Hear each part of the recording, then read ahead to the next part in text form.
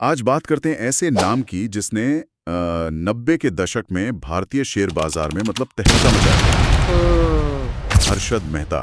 Big bull का नाम सुना होगा। बिल्कुल। लेकिन फिर वो स्कैम 1992 की वजह से बदनाम भी हुए। तो आखिर उनकी रणनीति में ऐसा क्या था, मतलब कैसे वो इतनी तेजी से ऊपर गए और फिर नीचे?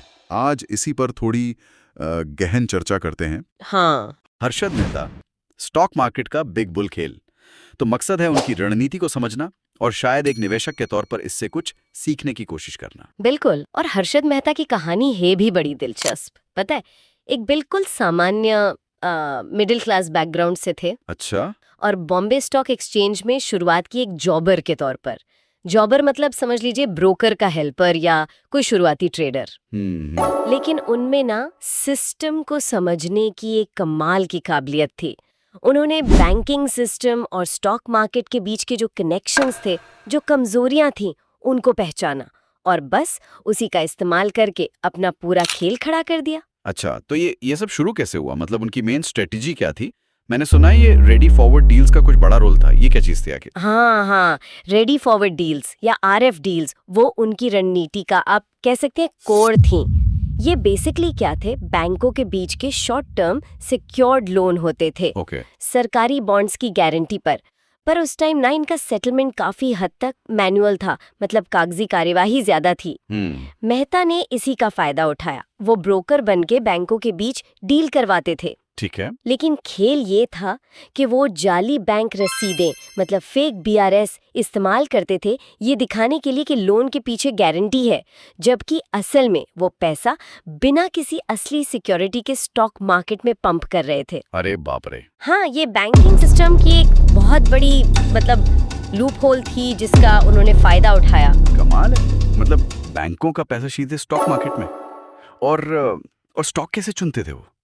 सुना है एसीसी जैसा शेयर तो मतलब रॉकेट ही बन गया था। हाँ बिल्कुल, वही उनकी दूसरी स्ट्रैटेजी दिखती है। उन्होंने एसीसी, स्टरलाइट जैसे वो शेयर चुने जिनका फ्लोट कम था। फ्लोट कम था मतलब? फ्लोट कम मतलब बाजार में आम ट्रेडिंग के लिए जितने शेयर उपलब्ध होते हैं ना, उनकी संख्या कम थी। अच्छा। तो इससे क्या होता है कि थोड़ी सी भी बड़ी खरीदारी से कीमत को तेजी से ऊपर ले जाना आसान हो जाता है। ओह, समझ गया, डिमांड सप्लाई वाला खेल। एग्जैक्टली। उन्होंने इन्हीं शेयरों में बैंकों से लिया पैसा झोंक दिया। अब सोचिए, एसीसी का शेयर जो करीब शायद 200 रुपए का था, वो बढ़ते बढ़ते 9,000 तक पहुंच गया। 200 से 9,000। अविश्वसनीय। हाँ, और जब ऐसी तेजी दिखती है तो क्या होता है, मीडिया, आम निवेशक सब सोचते हैं ये कोई स्मार्ट मनी है, कोई अंदर की खबर है। मेहता ने इसी माहौल का फायदा उठाया, खुद को एक स्टॉक गुरु की तरह पेश किया। टीवी इंटरव्यू, मैगजीन कवर, एक पूरा भरोसा, एक परसेप्शन बनाया। अच्छा, तो ये सिर्फ पैसों का खेल नहीं था, ये लोगों की सोच बदलने का भी खेल था। बिल्कुल, ये परसेप्शन मैनेजमेंट का क्लासिक केस था। और आम निवेशक भी फोमो में, मतलब फियर ऑफ मिसिंग आउट, इस तेजी में कूद पड़े, जिससे कीमतें और ऊपर गईं। लेकिन ये सब टिकाऊ कैसे हो सकता था? मतलब कभी तो सवाल उठने थे ना, इतना पैसा आ कहां से रहा था? उठे, सवाल उठे। खासकर कुछ तेज तर्रार पत्रकारों को शक होने लगा था।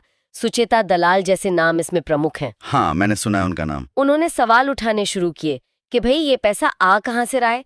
फिर जब जांच शुरू हुई तो धीरे धीरे परतें खुलने लगी।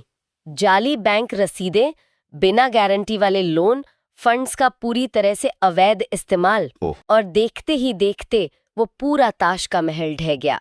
1992 में स्कैम का पर्दाफाश हुआ, शेयर बाजार क्रैश कर गया बुरी तरह, और अंदाजा है कि करीब मतलब 4,000 करोड़ का घोटाला सामने आया था उस वक्त। 4,000 करोड़ उस जमाने में तो ये बहुत बड़ी रकम थी। तो यहाँ से निवेशकों के लिए मतलब क्या सबक मिलता है? क्या सिर्फ यही कि लालच नहीं करना चाहिए, या कुछ और गहरा है? देखिए, लालच बुरी बला है, ये तो है ही, वो तो यूनिवर्सल सच है। लेकिन यहाँ सबक और भी